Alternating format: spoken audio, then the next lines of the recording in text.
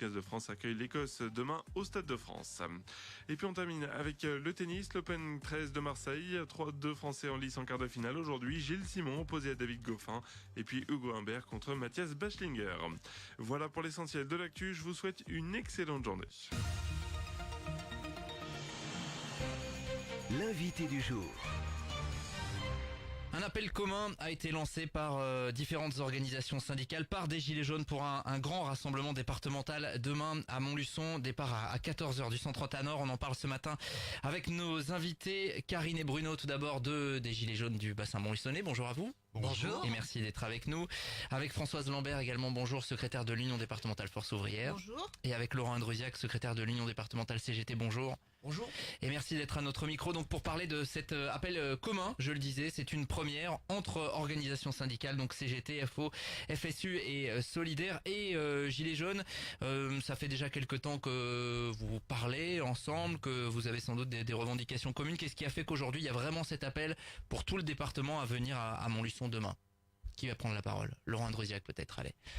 Écoutez, en 3 mois, on a pris le temps de s'écouter et de s'entendre et d'écouter ce que les uns et les autres pouvaient dire, et on s'est vite rendu compte que même si il y a des différences, eh bien, il y a surtout beaucoup de points communs, c'est-à-dire qu'on milite et qu'on revendique des choses communes, c'est-à-dire qu'on souhaite vivre dignement du travail qu'on accomplit aujourd'hui, les retraités souhaitent vivre dignement de toute une vie de labeur, et qu'on a aussi besoin de services publics de proximité dans nos territoires ruraux. C'est ces grandes lignes qui a fait qu'on se retrouve aujourd'hui après beaucoup de discussions. Donc, j'ai envie de dire, peut-être logiquement, on finit par un appel commun. Vous approuvez du côté des Gilets jaunes? On a besoin d'être un grand cortège de citoyens avant tout. On s'identifie pas à une étiquette politique ni une étiquette syndicale en tant que Gilets jaunes. Mais effectivement, on veut vivre mieux, plus décemment. On veut protéger nos anciens, on veut protéger nos enfants. Donc, on a besoin d'être nombreux.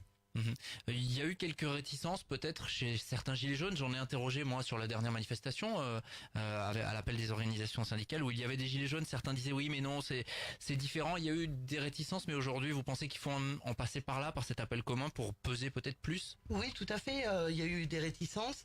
Il faut savoir que, je rassure les Gilets jaunes, c'est pas, les syndicats ne récupèrent pas le mouvement. Maintenant, il faut qu'on soit ensemble, solidaires, tous ensemble, quelle que soit la couleur du gilet, avec ou sans gilet. Tous ensemble, parce que nous sommes tous citoyens et nous nous battons pour les mêmes choses. Françoise Lambert, qu'est-ce que les Gilets jaunes peuvent amener dans ce débat avec des revendications que les organisations syndicales portent depuis déjà quelques temps?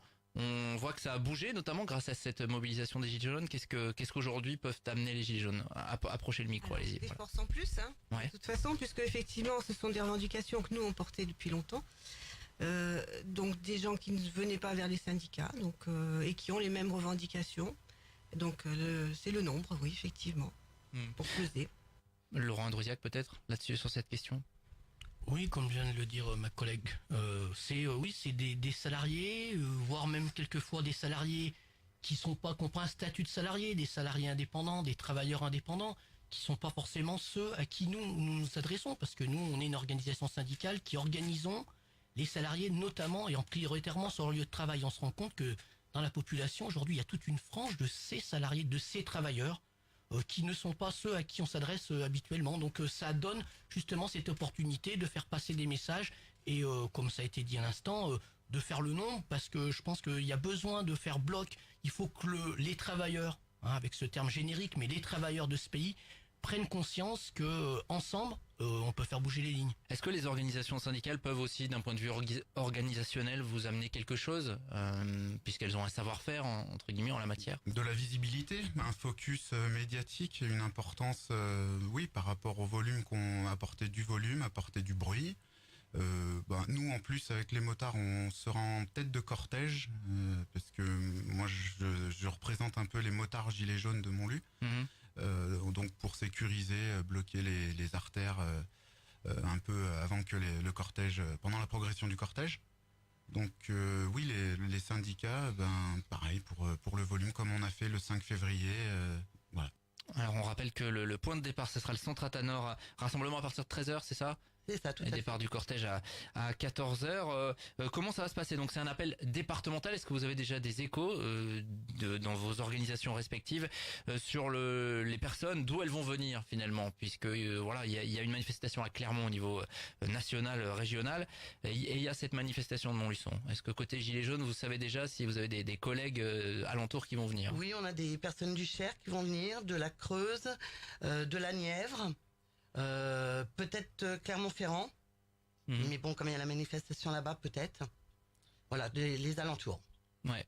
Du côté des organisations syndicales. Écoutez, nous, comme on a voulu vraiment y donner une dimension départementale, on a des délégations qui vont venir de nos bassins, on va dire, de vie habituelle, hein, de Vichy, de Moulins, on aurait des délégations, et peut-être même de départements limitrophes. Françoise Lambert pour Force Ouvrière. Je vais répéter la même chose. Hein. Donc, Ouais. on a effectivement des délégations de Moulins-Vichy et puis a priori de la Creuse.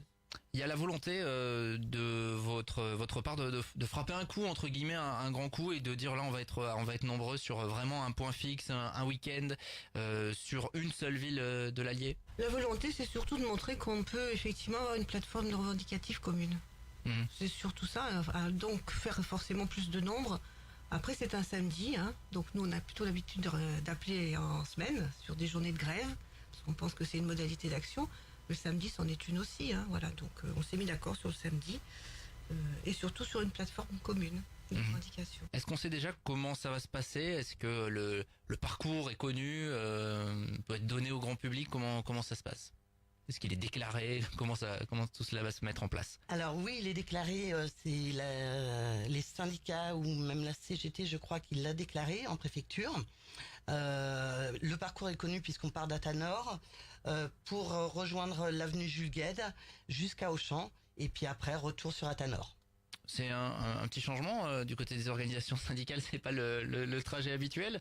Ça se discute, ça. C'est des aspects pratiques, mais qui ont quand même une importance. Alors, le côté, on va dire, organisation d'une manif, ça nécessite Bien sûr. du temps de travail. Mais sur le parcours, on s'est pas attardé sur le parcours. Les Gilets jaunes sont venus avec cette proposition de parcours. On s'est dit, bah, ça nous changera. Donc, on y a été tranquillement sur ce parcours-là.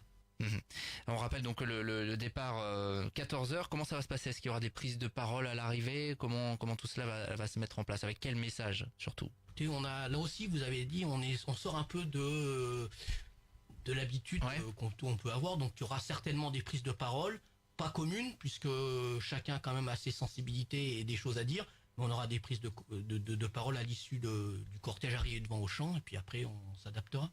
Françoise Lambert, le message, vous en avez un petit peu parlé tout à l'heure, mais c'est de dire, voilà, il y a des revendications, la colère est toujours présente. Ah oui, la colère est toujours présente.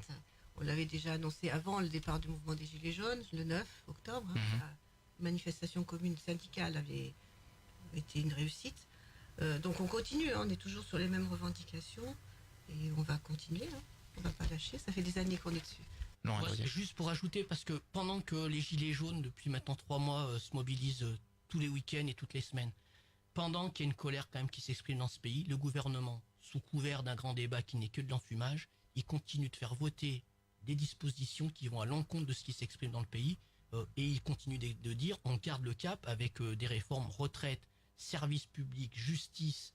C'est de la destruction pure et simple de tout ce qu'on a connu et qui ne vont pas améliorer le quotidien des gens tous les jours, mais plutôt remplir les poches des plus riches de ce pays. Laurent Androsiak parlait actuellement là à l'instant du grand débat. Est-ce que certains d'entre vous, là, Gilets jaunes, vous avez participé? Il y a des choses qui ont été mises en place, on le sait, au Parc des Expos par exemple. Alors déjà pour revenir sur les messages que nous on véhiculera, ça sera les mêmes que ceux des Gilets jaunes, ça me semble logique, on s'est pas concerté pour en parler, mais on a vraiment besoin d'une vraie démocratie et de pouvoir donner notre avis et que ce soit une démocratie participative. On va demander le RIC en toute matière. Donc tout le monde Référendum sait d'initiative citoyenne, on rappelle. voilà.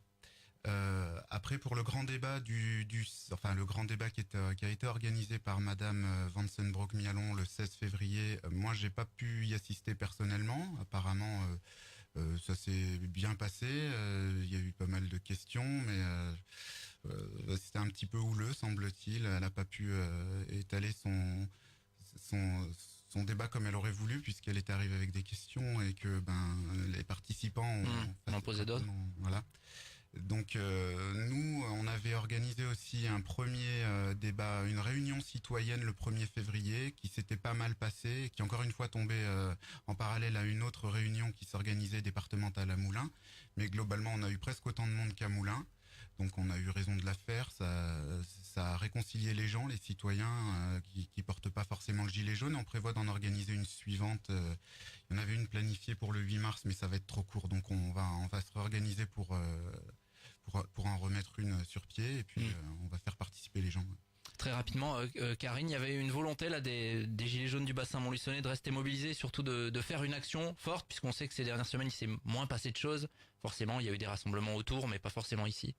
Oui, le 17 novembre, on était tous sur Montluçon, sur tous les ronds-points de Montluçon. Depuis, tout le monde est parti, Clermont-Ferrand, Paris, Lyon, Valence, et il n'y avait plus rien sur Montluçon, donc il fallait revenir. Donc on appelle tous les citoyens à venir nous rejoindre pour cette marche pacifique, demain. Et par contre, interdit aux casseurs. Bien On n'en sûr. veut pas. C'est le message également relayé, c'est important dans ces périodes-là. Merci à tous les quatre d'être venus parler donc de cet appel commun à la manifestation. Merci. Ce sera demain à 14h au départ du centre Athanor. L'invité du jour.